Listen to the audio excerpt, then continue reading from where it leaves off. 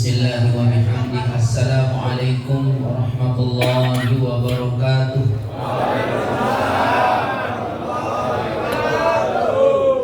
Alhamdulillahi rabbil alamin. Walhamdulillahi wa kafa wa salamun ala ibadihi allazina istafa. Asyhadu an la ilaha illallah wa asyhadu anna Muhammadar Rasulullah. La ilaha illallah qabla kulli syai'. La ilaha illallah ba'da kulli syai'. La ilaha illallah yabqa wa yafna kulli syai'. Allahumma aslih ummata Muhammadin sallallahu alaihi wasallam wa farij an ummati Muhammadin sallallahu alaihi wasallam. Warham ummata Muhammadin sallallahu alaihi wasallam wansyur wahfaz wa ayyid nahwatul watan fil alamin. Yang bersama-sama maka ummati sallallahu alaihi wasallam Bapak kalian adat, yaitu Bapak Putu Swastika yang tadi beliau sudah meninggalkan kita karena ada suatu hal dan lain hal kegiatan beliau.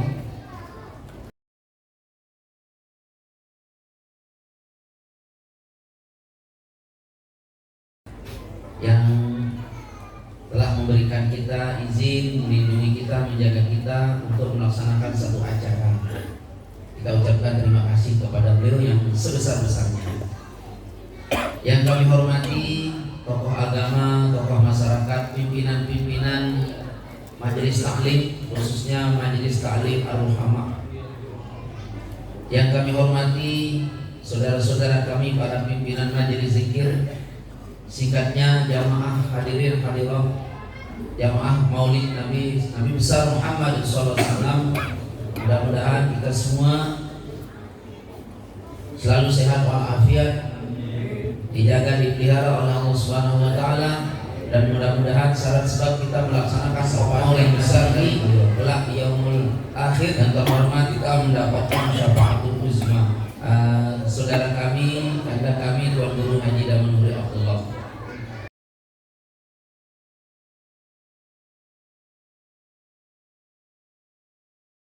Pertama, mari kita mengucapkan syukur alhamdulillah kepada Allah Subhanahu wa taala. Malam ini kita semua masih sehat, sehingga acara daripada Maulid Nabi kita, Nabi besar Muhammad SAW di Majelis Taklim Ar-Ruhamah ini bisa berjalan dengan baik dan bagus. Mudah-mudahan harapan kita ada manfaat dan barokahnya. Yang kedua, mari kita bersolawat kepada baginda tercinta yakni Nabi besar Muhammad sallallahu alaihi wasallam. Allahumma shalli ala sayyidina Muhammad wa ala ali sayyidina Muhammad. Salawat dan salam terus-menerus kita sampaikan kepada beliau sehingga nanti kita mendapatkan syafaat yang besar. Ketiga kalinya terima kasih kepada semua jamaah, khususnya jamaah Ar-Ruhamah yang mengizinkan kami kembali bersilaturahmi di tengah-tengah jamaah semua dalam rangka kita bermajelis ilmu di Majelis Taklim Ar-Ruhamah ini. Jauh-jauh kami datang dari Lombok untuk menghadiri undangan daripada jamaah semua, dan alhamdulillah untuk kami datang ke tempat ini adalah bukan pengajian, bukan datang untuk bertablik, bukan datang untuk mengajar, tapi niat hajat kami pertama kali datang di tempat ini adalah untuk silaturahmi. Silaturahmi karena ini adalah anjuran dan amalan-amalan yang disyariatkan oleh Nabi besar Muhammad SAW adalah silaturahmi, menyambung tali hubungan persaudaraan sesama muslim atau sesama manusia, seagama maupun yang tidak seagama, sehingga jamaah sekalian hubungan kita sebagaimana moto daripada acara kita malam ini adalah meningkatkan solidaritas umat beragama antar seagama atau meningkatkan sekalian rahimani wa iyyakum Islamiyah, ukhuwah wataniyah. Tema kita hari ini meneladani akhlak dan meningkatkan cinta kepada Rasul sallallahu alaihi wasallam.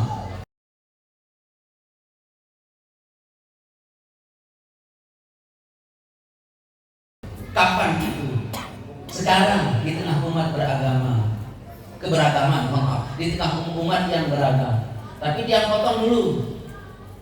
Ini panitianya luar biasa ini.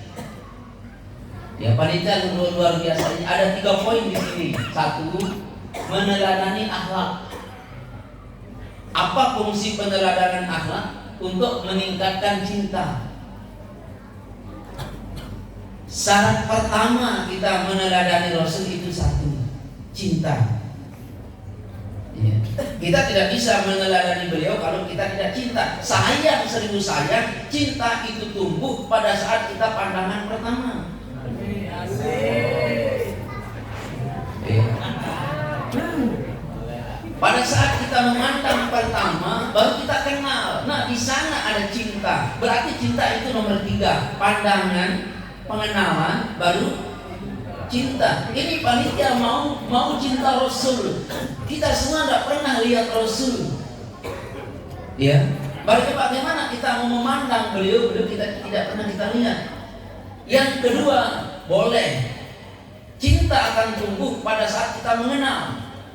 Mungkin kita bisa membaca literatur beliau, yakni Sirah Nabawiyah, atau bisa membaca Al-Quran. Oke, dengan kita mengenal beliau melalui bacaan, melalui sejarah-sejarah beliau, mungkin bisa tumbuh cinta. Tapi itu mustahil. Cinta-cintaan. Nah, oleh sebab itu kita ini yang hadir malam ini, kita didirikan kita gelar oleh beliau, gelarnya adalah saudara. Sahabat gelar mereka. Kalau kita ini saudara.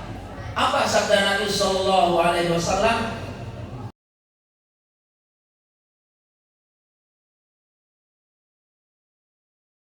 Sesungguhnya sangat luar biasa. Aku mencintainya dengan secinta-cintanya, yaitu saudaraku. Saudaraku. Itu para sahabat Nabi bertanya kepada Rasul, mana saudaramu ya Rasulullah? Mereka ada di akhir zaman. Mereka mencintaiku dan itulah saudaraku. Apakah kami ini juga mencintaimu ya Rasulullah? Ya, kamu mencintaiku karena kamu melihatku. Kamu percaya kepada Al-Quran, kamu lihat Al-Quran ini turun, wahyu ini turun. Tapi mereka hidup di akhir zaman, tidak pernah melihat aku, tidak pernah melihat wahyu turun. Tapi mereka cinta dan mereka yakin itu adalah saudara. Sabda Rasulullah SAW. Dan jamaah sekalian, hafizani wa iyyakumullah, orang yang bergelar saudara itulah orang yang pertama dan utama, yang paling diutamakan mendapatkan syafaat beliau di akhir kelak. Nah, sekarang ini saya datang ke sini untuk memperkenalkan Rasul dulu, meneladani akhlak beliau dulu. Di akhir surah Al-Kahfi, Allah berfirman, "Qul ya Muhammad."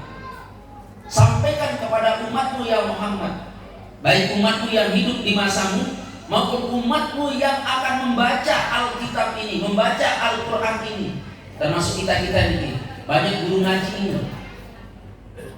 Sampaikan kepada umatmu di akhir zaman, termasuk kepada kita. Apa yang disampaikan? Ana basyarun mithlukum. Aku ini adalah manusia seperti kamu semua.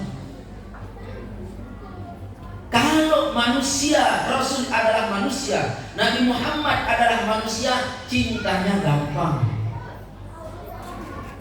Untuk merajut cinta dengan manusia gampang. Bapak-bapak semua yang di dalam ini, itu cinta istri ya. Kenapa cinta istri? Karena istri adalah manusia. Nah, ibu-ibu juga. Kenapa cinta suami? Suami adalah manusia. Kira-kira ibu-ibu, bapak-bapak, kalau suami kita itu malaikat, kalau suami kita itu malaikat, bisa nggak ibu-ibu cinta? Saya tidak bisa. Kenapa? Karena malaikat itu tidak makan, malaikat itu tidak minum. Kalau ibu-ibu berharap suami seperti malaikat, dia tidak kaya-kaya. Tidak akan kaya. Kita tidak punya toko. Bapak-bapak juga, kalau istri kita adalah malaikat, dia tidak bisa masak nasi, Pak. Karena istri kita tidak makan karena dia adalah malaikat. Ini ayat berkata, ana basyarun mislukum. Sampaikan kepada umatmu, aku ini adalah manusia seperti engkau. Oleh sebab Rasul adalah manusia, mencintainya gampang. Mencintainya gampang. Bagaimana cara kita mencintai? Ini tema ini, meneladani akhlak beliau. Tidak bisa kita meneladani akhlak kalau kita tidak cinta. Kalau kita tidak cinta, itu mungkin bapak-bapak juga suka bola, ya. Manchester United. Itu tempat Ronaldo bergabung di Arab itu sekarang laku bajunya di Lombok. Ini anak bangsa, dari mana dia tahu Ronaldo itu merek bajunya begini? Oh, karena dia adalah cinta dia. Dari mana dia cinta? Dia tahu dari TV, dari Google, dari HP. Boleh nggak cinta mereka? Boleh. Tapi tidak boleh melampaui cintamu kepada Rasul. Tidak boleh melampaui cinta kita semua kepada penyanyi, kepada jago sinetron, bintang sinetron, kepada pemain sepak bola. Jangan cinta engkau kepada Rasul itu kurang gara-gara cintamu kepada mereka. Tidak bisa akan meneladani itu. Karena syarat pertama adalah untuk kita jatuh cinta, ya kita harus teladani. Nah, sekarang jamaah sekalian, hafizani wa iyyakumullah, kita kenal beliau. Beliau adalah manusia biasa. Nabi marah tidak? Marah. Nabi marah karena ma'ana basyarun mislukum. Nabi marah. Nabi pengusaha enggak? Nabi pengusaha, Pak. Apa yang diusahakan oleh Nabi? Barang tekstil. Jualannya Sayyidatina Khadijatul Kubra, beliau yang menjadi tukang jualnya di negeri Syam. Nabi berjual laku selaku-lakunya. Pada saat Nabi menjadi tukang jual, pembisnis itu barang jualan Khadijatul Kubra itu laku selaku-lakunya. Beliau adalah 70% harta kota Mekah ada di tangan Sayyidina Khadijatul Kubra. Saking kayanya. Nabi manusia biasa. Bagaimana adil itu? Apakah dengan adilnya kita istri tidak cemburu? Bukan begitu, Pak. Siti Sarah, istri daripada Nabi Ibrahim pun cemburu. Andai kata Siti Sarah tidak cemburu, tidak ditemukan di kota Mekah sekarang. Awalnya Siti Sarah tidak cemburu, Kak. Nikahlah tinggal satu karena engkau adalah Nabi. Kalau engkau wafat, wahai kandaku sayang, sesungguhnya pangkat nubuahmu, riwayat risalahmu akan terputus. Engkau harus punya anak kanda. Kata Nabi Allah Ibrahim, aku tidak mau nikah, Dek. Aku hanya sayang kamu saja, Dek. Tapi aku bangkon, aku ini mandul, tidak bisa punya anak. Aku tidak bisa melahirkan anakmu, wahai Ibrahim, wahai kandaku. Kata Nabi Ibrahim, saya mau nikah asal kamu yang jadikan aku istri. Asalkan kamu mencarikan aku, wahai adikku saya, aku mau nikah. Apa jawaban Siti Sarah? Ya, aku akan carikan kamu, wahai kandaku, untuk menjadi istrimu agar kamu bisa nikah lagi. Baik, jamaah sekalian, hafizani wa iyyakumullah. Ini Nabi Ibrahim mau nikah dengan syarat istrinya yang mencarikan. Lalu Siti Sarah apa katanya? Itu kan tukang cucimu, pembantumu, dia cantik, namanya Hajar. Maka Siti Sarah pun mendekati pembantunya, wahai Siti Hajar, maukah kamu nikah dengan Abah Ibrahim? Ini pembantu beliau ini.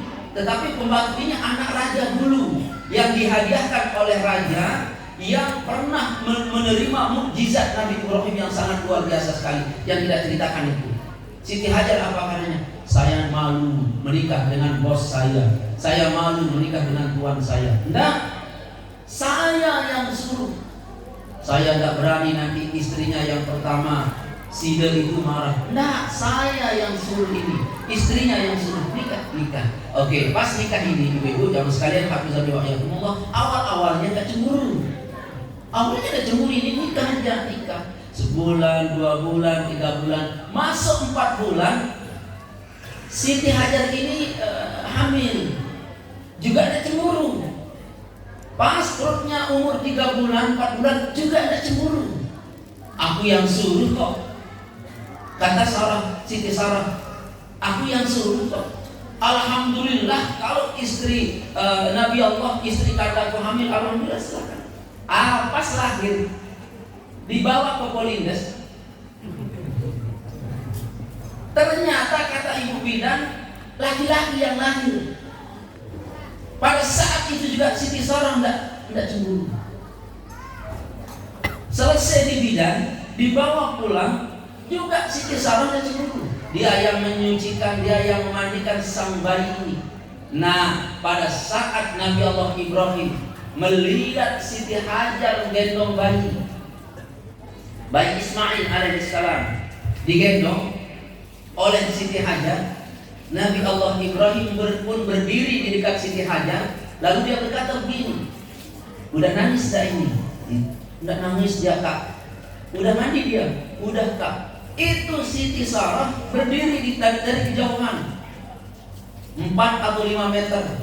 Nah dari sana muncul kecemburuannya, muncul watak asli perempuan.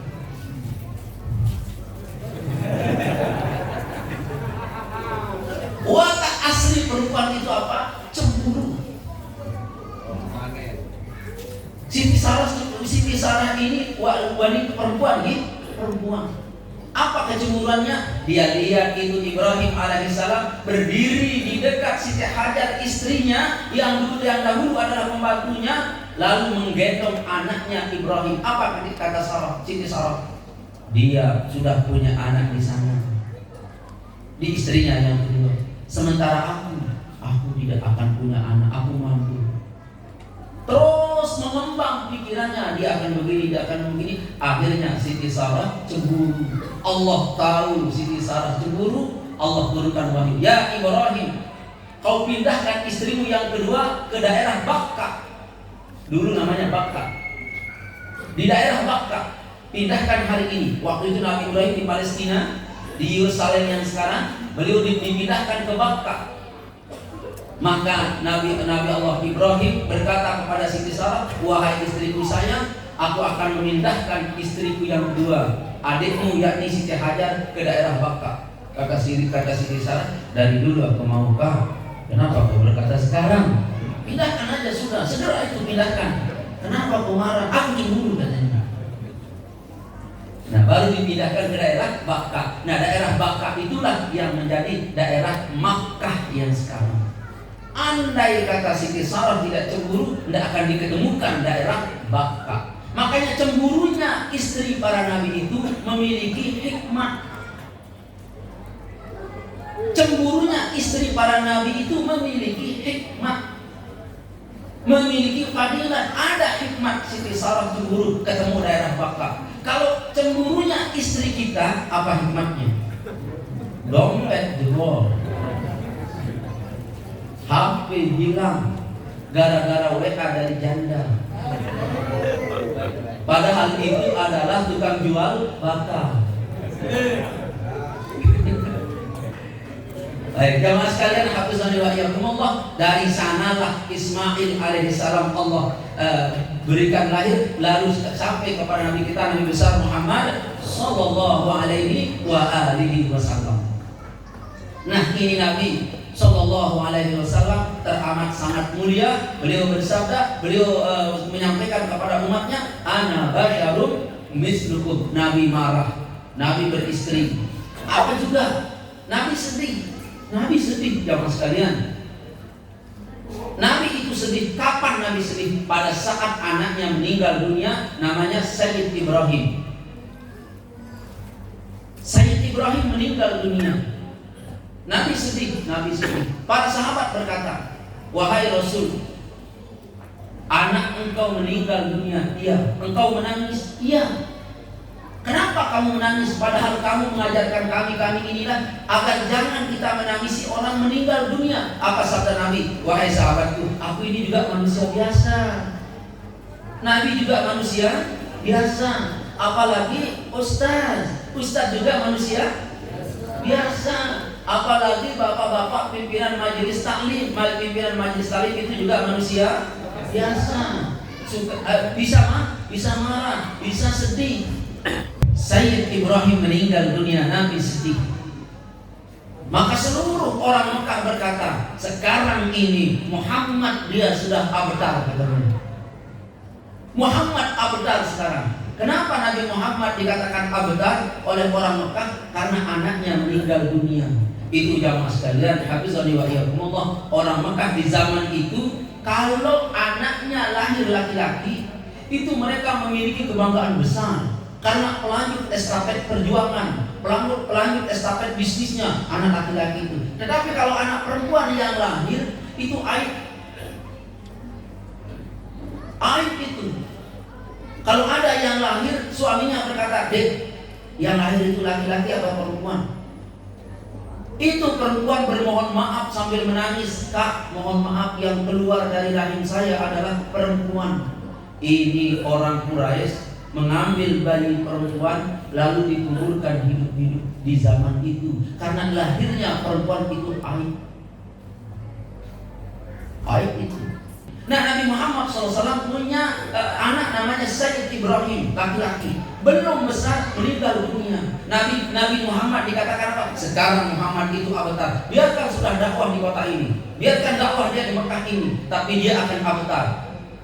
Paling umurnya Muhammad itu 10, 20 tahun, 30 tahun, 60 tahun. Kalau dia sudah meninggal dunia, dakwahnya tidak akan tersebar dan sampai di sana karena anaknya abtar. Ibu-ibu, bapak-bapak jamaah sekalian, hafizani wa iyyakumullah, abtar itu artinya apa? Abtar itu artinya terputus. Ibu-ibu, bapak-bapak, kalau memotong ekor kucing, kalau kita potong itu ekor kucing, dia tidak bisa tumbuh lagi. Beda dengan pohon kayu. Kalau pohon kayu kita potong, dia bisa bertunas lagi. Itu tidak abtar namanya. Nah, kalau ibu-ibu, bapak-bapak memotong itu ekor kucing, ekor anjing, tidak bertunas, terpotong, udah sampai di sana. Nah, itu dinamakan abtar.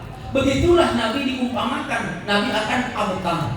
Maka turun ayat, "Inna a'tainakal kautsar fasholli li rabbika wanhar inna syani'aka huwal abtar." Ya Muhammad, aku berikan kamu nikmat yang sangat banyak.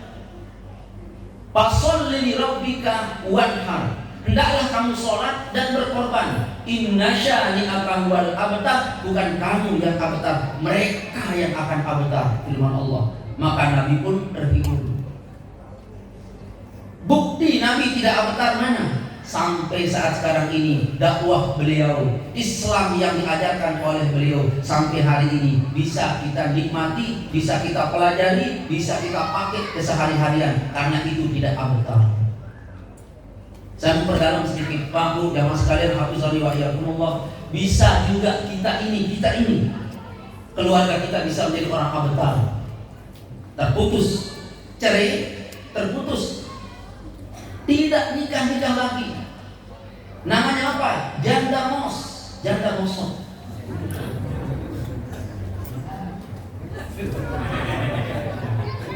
Kenapa? Pernikahannya pertama dulu mengalami abtar. Apa katanya? Tidak nikah lagi, Pak, ya. Aku yang pelajaran yang aku dapat dari istriku yang pertama itu aku sudah kapok, katanya. Ini kamu wahai laki-laki janda mosok. Lalu dia berkata, tidak nikah lagi. Cukuplah pelajaran pertama dan terakhir istriku itu, cukup sudah. Dia kira semua perempuan seperti istrinya yang pertama. Usaha juga, Pak, ada usaha mengalami abtar namanya. Apa itu abtar? Putus. Dia jualan A, rugi, putus. Dia jualan B, rugi, putus. Tidak ada usahanya yang bertunas. Ini namanya usaha abtar. Ada juga, Pak, majelis taklim, atau madrasah mengalami abtar. sama si A, program majelis taklim itu terputus. Tidak ada programnya. Majelis taklim namanya abtar itu. Ada nggak begitu majelis taklim? Tidak ada.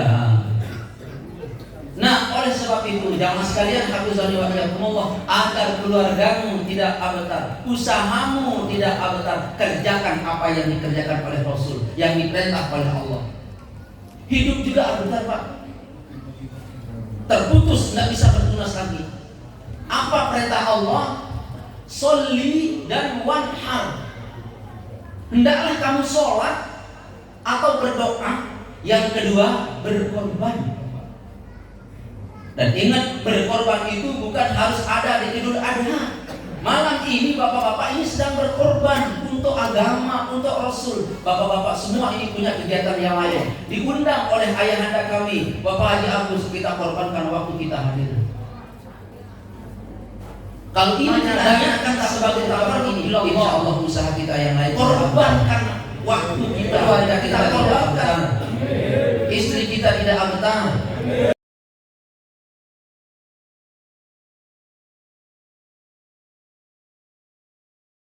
Nabi Shallallahu Alaihi Wasallam dikatakan abtar.